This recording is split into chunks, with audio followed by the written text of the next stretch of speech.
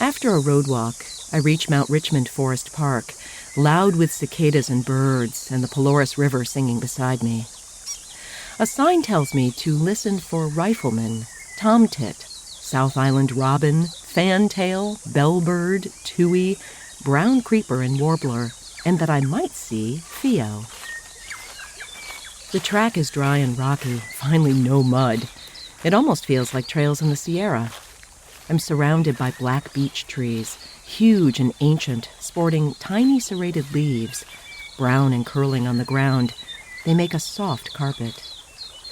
Beeches weep sap, which a bug called a beech scale lives on, secreting the excess in a sugary liquid called honeydew. It kind of looks like amber, dripping down the sides of the tree. I reach out to touch the puzzle piece bark, looking charred by this process. A cicada buzzes heavy, popping briefly into my face.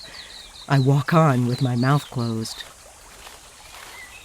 The riverbank is nearly white limestone, and the river itself an impossible to describe emerald green. Large pools are still and deep, and I can see to the bottom.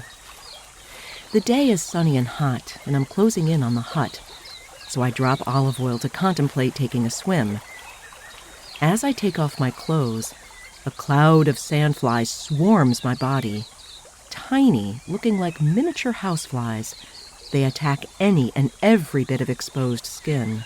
It's a battle with my clothes, hard to pull off my sweaty body, but I'm out of them and in the water fast. Cold, refreshing, and clean. They don't seem to be interested in my wet head as I bob in what appeared from the shore to be still water, but is in actuality pulling me downstream towards the small rapids. I kick a little and pull myself over to the grippy limestone, balancing on my feet so I can dig my fingernails into my scalp like a shampoo. Okay, back I go, but just exactly how am I going to get out of here without alerting the sandflies? Very quickly, I tell myself. Very, very quickly.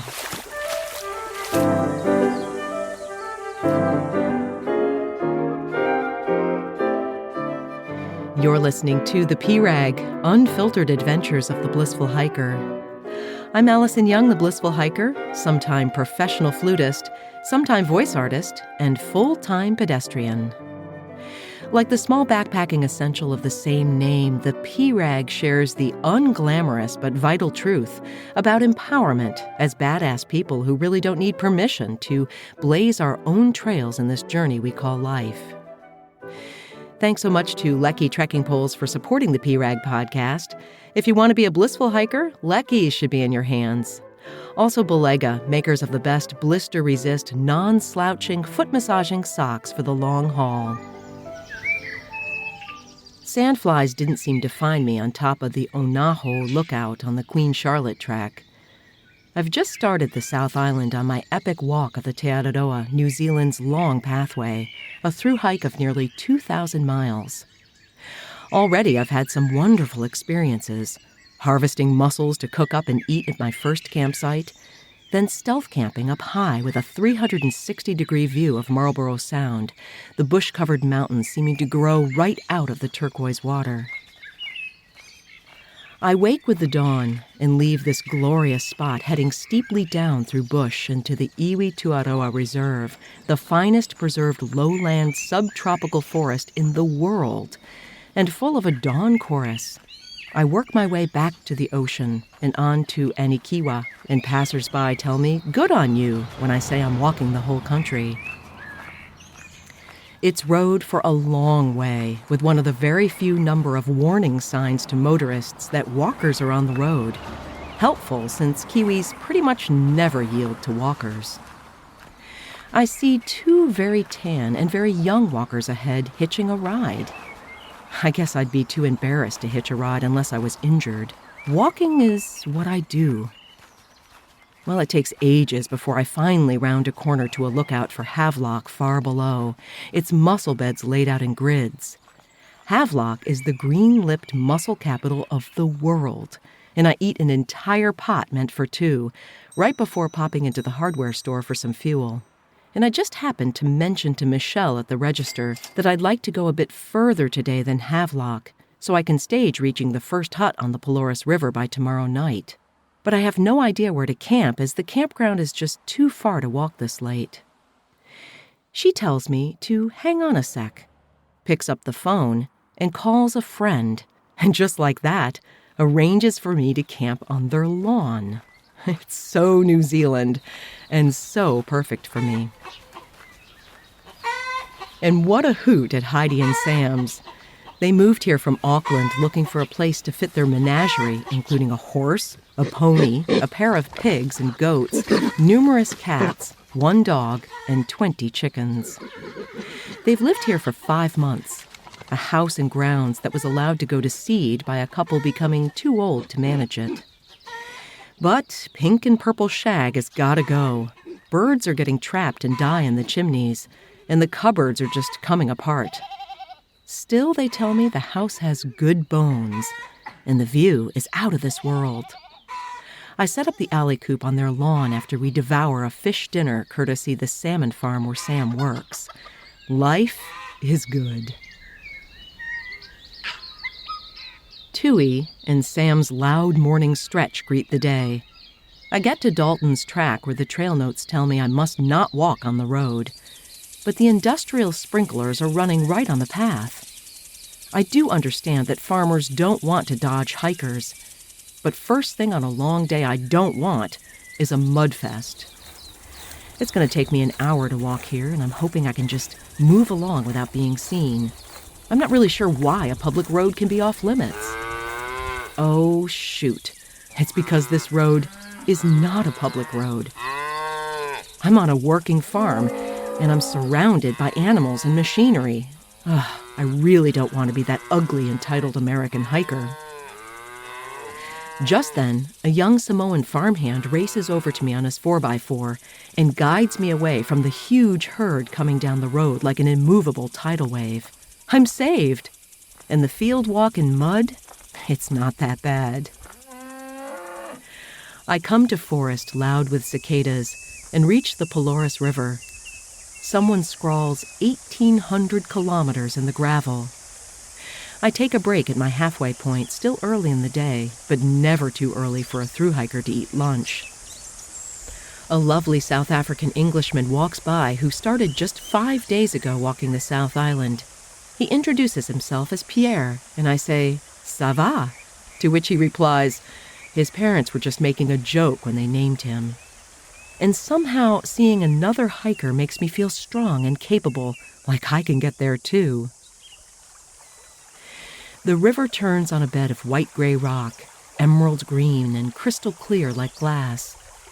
I climb steeply away from the water, twisting and turning and negotiating roots and rocks. Beech forests are so much more open and light than what I walked through on the North Island. Ferns and palm, along with podocarp, give it an ancient, primeval feeling. Oddly, the sandflies don't land on me while I walk. Kiwi Rob is at the hut, and Pierre, plus a family of 3 with a plump and sassy black Scotty in tow. None of us stay in the hut because it's beastly hot. And the Kiwis sit at the picnic table, not a care in the world as sandflies work their way up my pant leg. No, the Pure New Zealand campaign left out the epic sandfly nasties. It's Maori legend that they were created to keep us focused on the ephemeral quality of this Garden of Eden. They tell us we are visitors and can only pass through. That may very well be true, but I'm going to savor this paradise as much as possible. So off go the clothes again, and in I go back as fast as possible into the delicious water, leaving me, for right now anyway, completely enjoying the ephemeral quality of this moment, and bug-free. You're listening to The P-Rag, Unfiltered Adventures of the Blissful Hiker. I share my stories of walking long-distance trails as a solo middle-aged female hiker, and I hope I can empower you to learn to hike your own hike, too. You can subscribe to The P-Rag wherever you get your podcasts, and please leave a review on Apple to help the show get discovered by other listeners. The night is cool and the stars come out. I see them through my bug net as diamonds displayed on black velvet. It's not long before I'm packed and off, crossing a one-person-at-a-time suspension bridge, then straight up and away from the river, leaving the sandflies and the emerald green behind. It's humid, the cicadas crackling like live wires after a storm. Time loses meaning on a through hike. An hour slips past, then another. I like to hike early because it's cooler, and the whole day is in front of me to do whatever I want with it.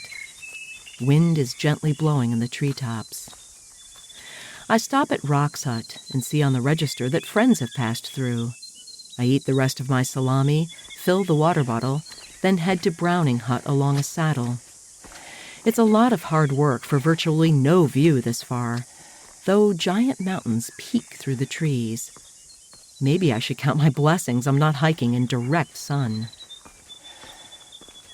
I come to a special spot of dappled light on moss and lichen-covered boulders. Hobbit Haunt, I call it.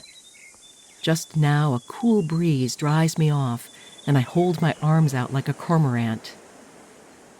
On the Totara saddle, I finally see the monster range, big mountains to my left and the ocean to my right. No snow, but lots of scree pouring off jagged summits. The wind is up, and I run into 2 TA hikers I met on the way to Wellington. It's the American gal who never gave me her name. She's kind of unfriendly behind her radiant smile. All these young people pair up, and I march on alone most of the time. I'd sure like a, "Hi, how are ya?" once in a while. Maybe she's just boring. At a steep downhill with washed-out roots and mud, I pass her struggling to get past. Or maybe she's just tired. I really need to chill on being so judgy, I tell myself. Or not. I think about this theme of being alone and finding very few companions that want to hike with me, that check in on me, that give a crap about me. These last days, while the weather's been good, I feel strong and brave and self-directed. I ask for advice, and some is critical, like the Kiwi at the hut who told me the trail would go straight up and that the ridge had absolutely no water sources. I observe, too, and try to ascertain what sort of changes I can make, like watching TA hiker Rob sketch out his plan for the coming range, and Pierre doing shorter days fully resupplied, then building up miles as the food runs out. Ultimately, though, every decision is my own. With no one that I'm paired with, I need to rely on my wits and, in turn, be accountable just to myself. Sometimes it causes fear so overwhelming, it's physical, closing off my throat. I can't breathe. I can't speak. When I first started hiking solo, I remember being unable to close my eyes at night. I felt terrorized by every sound and every thought. Perhaps my fear of the unknown will pass too. I can prepare, assess risk, plan an escape, and then simply let go. I wonder if learning to manage things on my own is one of the lessons of this long hike. As I reach Browning Hut, I see some familiar faces. Floris and Marjolaine. "No way," says Floris, to which I reply, "Way." We catch up on all we've done in the past month, and then wonder when we'll see each other again, since I'm headed down now to Nelson. They head on up to the Richmond Range, and I go down a huge washout that takes the trail to rock hopping and weird downclimbing. I cross the incredibly refreshing Hacket Creek several times as I head to the car park and notice plastic envelopes on the trees. They're bait stations for wasps, another introduced pest. The good news here is the track is short, and I'll be taking it right back up in a few days. It's a flat superhighway, and I fly down to another swing bridge just as a man begins to cross. "Allison?" he asks. "Hey, it's my new friend Steve, meeting me exactly at the end. A Minnesotan classical music lover tramper, now New Zealand citizen. And in no time, he's calling me Al." Steve and his wife Maggie and I visit the restored old town, the Saturday market, and later I meet their friends and play a few notes on Maggie's koauau, her Maori bone flute.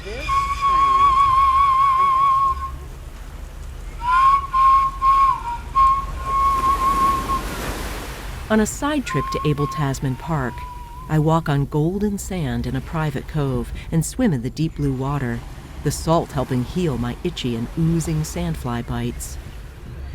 But mostly on those 2 days off from hiking, we sit outside, talking and laughing, with the gentle Mai Tai River flowing past only a stone's throw away. They even ask me to set up my kit on the deck so they can see how everything fits together. It's not a bad way to rest up for the big mountains ahead in the Richmond Range, an exposed and high alpine crossing that will take me 5 days to get through. The conversation lulls for just a moment, and we simply sit and look out at the natural habitat surrounding the river. Steve says to no one in particular, "It's hard to be more perfect than right now." The man speaks truth. Whether escaping the sandflies by treading water or simply being in the moment fully, all of it is a perfect and wondrous now. Thanks so much for listening. Also to Lecky Trekking Poles and Belega Socks for supporting the PRAG podcast. You can subscribe, rate, and review the PRAG at Apple Podcasts, and you can find out more about my long walk on the Te Araroa, as well as the PCT and other trails all around the world. It's up at theprag.com. Next week, I head up into the Richmond Range, considered by many to be the hardest part of the entire Te Araroa. Until then, my friends, kia kaha and happy trails. Beautiful. That is so special. I So actually special. heard That's that all right. that he,